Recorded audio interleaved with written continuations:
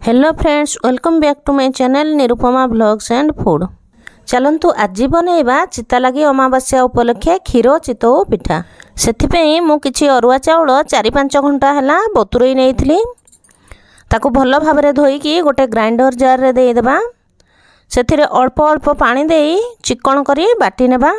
चाउलर batter को एहीपरी टिके बहलिया रखिबा। स्वाद अनुसार लुण पकई भल भाव मिक्स करदेबा एवं गोटे घंटा पाई कभर करी रखिदेबा। एबे गोटे घंटा हो गलानी बैटर देखंतु पूरा बहलिया हो जाइछि। एठी मु किछि पानी गरम कर नैछि। देखंतु पानी पूरा टकमक हे फुटुछि।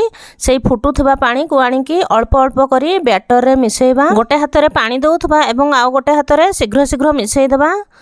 देखंतु बैटर कंसिस्टेंसी एही भली रखिबे। इडली रो बैटर जेतिकी बहलिया रहे सेतिकी बहलिया रखिबे। देखंतु पिठा करिबा पई मु एठियारे गोटे माटी पलम नेछि। ताकू भल्लो भाबरे गरम करी 2 चामच लेखाएं सेथिरे बैटर देई देली एवं गोटे टिफिन को कवर करी साइड रे 2 चामच पानी देई देली। एही पिठा बिना तेल रे होई थाए। एहा बांफरे ही सिझी थाए। देखंतु केते सुंदर पिठा हेछि।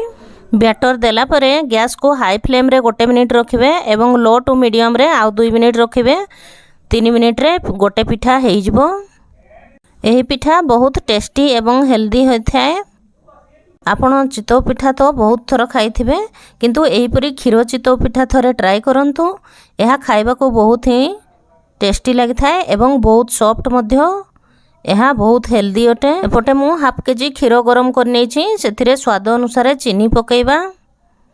पिठा एबे देखंतु हमरो सब रेडी हो जाइछि। भलो टेस्ट पई 2टा अलैच छेचिकी पकेइबा। गोटे पिंच हल्दी पाउडर पकेइबा। हल्दी पाउडर पकेइबा द्वारा क्षीर बहुत भलो बास्ना होई थाए एवं खाइबा को बहुत टेस्टी लागि थाए। देखंतु सब पिठा केते सुंदर हेइछि। पछपटे जमारो कळा भी हेइनी एवं केते सॉफ्ट मध्य हेइछि। गोटे पिठा देखंतु मु भांगी की देखौछि केते सॉफ्ट हेइछि पिठा।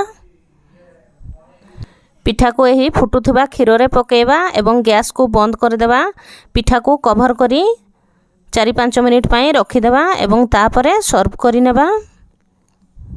पिठा भलो भाबरे क्षीर को सोक करि नेला परे आमे ताकू सर्व करिबा। 4-5 मिनिट हे गलानी। एबे चलंतु गोटे प्लेट रे सर्व करि नेबा। ता उपरे आउ किछि क्षीर देई देबा। गोटे चामच रे देखंतु काटी की देखौछि केते सॉफ्ट हेइछि पिठा। पूरा तुळा परी नरम हेइछि।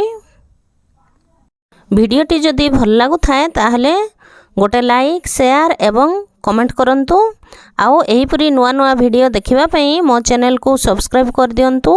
पाखरे थिबा बेल आइकन को प्रेस कर दियंतु एवं ऑल ऑप्शन टी को क्लिक कर दियंतु, जहा फଳରେ मोर नुआ नुआ भिडियोर नोटिफिकेशन खूब शीघ्र आपण मानक पाखरे पहुँची पारिबो।